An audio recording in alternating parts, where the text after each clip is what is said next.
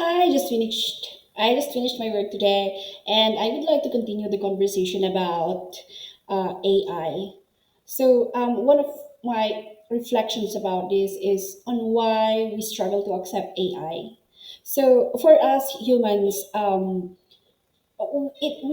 were never great with change, especially when it's fast.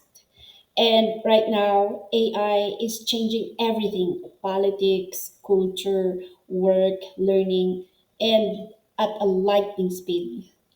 But here's the truth: how AI shapes the future depends entirely on how we choose to use it. So, will it be a threat or an opportunity? That's up to you. Yeah, so it really depends on how you take AI personally and on how you use it with your work. So AI is changing the world faster than we can keep up, really. So the question is, will you use it as a threat or an as a or use it as an opportunity? So one question again with AI. My second question about this is when you can't tell what's real. So today, AI has created breakthroughs in medicine, research, and technology. But here's the twist.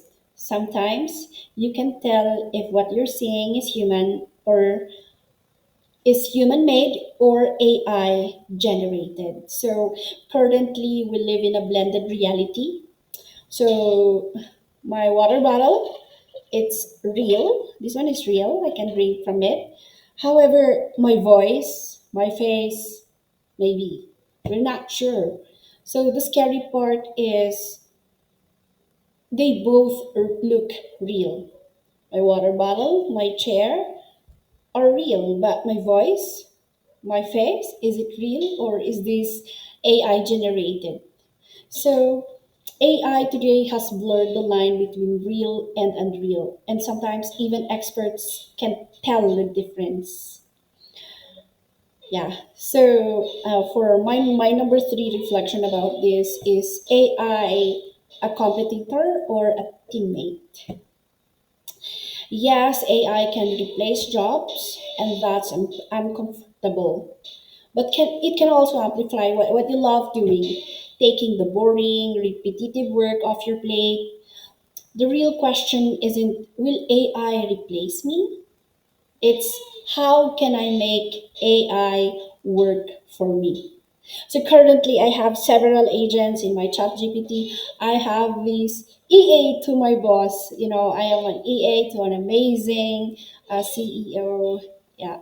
And I have two other clients. I've been with them for so long. Yeah, I think I have three clients. And so I have these several um, agents now working for me. So I cloned myself everywhere.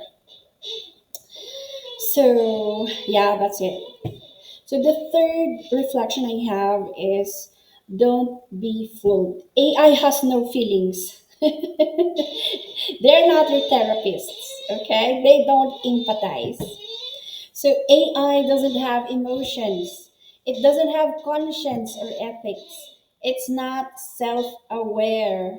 If it seems emotional, that is just an illusion. Okay?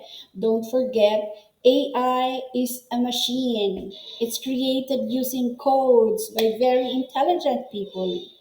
So if AI feels too human, remember, it's still just a machine. So that's it. But I have my AI therapist. Yeah, so when I'm going through something, I tell AI this. Okay, so I even say, AI, ChatGPT, please listen to me first. Okay, so yeah, that's it. And my number five is AI as your creative accelerator. So AI is like a creativity machine. It can brainstorm, it can outline, draft, refine, edit, and even style your work. That means you can focus on the genius, the part only you, the human, can do. So AI isn't here to replace your creativity, it's here to amplify it. And then using AI, my sixth reflection about AI is using AI for personal growth. You know, one of my weak points is my speaking skills. Actually, I'm doing these videos because I'm also practicing my speaking skills. So I use AI to practice my speaking skills. It's like an intellectual gym body for me. But remember, AI is here to help, not to lead. We are still the decision makers. Okay, so I always think AI as an intellectual gym buddy. It helps you grow, but you're still in charge. So you'll see me sometimes in the city saying, "Hey," as if I'm calling, but actually I'm talking to ChatGPT. Yes. Sometimes it even calms me down. It's really crazy when I'm really mad at somebody. I say, "Hey, ChatGPT, how do I respond to this person who insulted me?" Something like that, you know. So anyway, for lesson 7, AI is your co-pilot. AI is my co-pilot. I use AI to rethink my workflow. So if you can keep a journal of your tasks, spot what's repetitive and then automate it. If a task used to take you 10 hours, AI might help you do it in 1 hour. Yeah. Just like me, I'm handling several tasks. Like as an EA, as an executive assistant to the boss, to the biggest boss and the biggest and the best boss in the world, I already have my ChatGPT agents doing some tasks for me. And they're really great. I've already trained it. I've already placed a persona or identity with this, and they already know when I say do this. They already know what they are doing. Yeah, I treat them like my virtual assistants as well. So for lesson 8 about this is the art of prompting. You know, we all learned Google from scratch, right? So the heart of using AI is prompting. We learn to Google, now we learn to talk to AI. Give it clear instructions, sometimes with a role or a persona, just like what I mentioned a while back. So you say, "You're an SEO strategist. Analyze this data and give recommendations." Yeah, so it worked really great. But you have to read. But you have to read what it's saying, put it in your head, and be able to express it in your own words. It's training. It's training for you. Like I said a while back, it's intellectual body. Yeah. So for lesson 9, assigning AI specific roles. Treat AI like a teammate. Give it a clear job. Write this email, respond to this customer, draft this report. I always ask ChatGPT to, to reply to irate clients. They email you Friday afternoon, 6 p.m. Philippine time, so you are already off from work. You're already in your happy weekend. And then Monday you came back and here's a mad client saying, "I emailed you 3 days ago, but no response from Phoebe."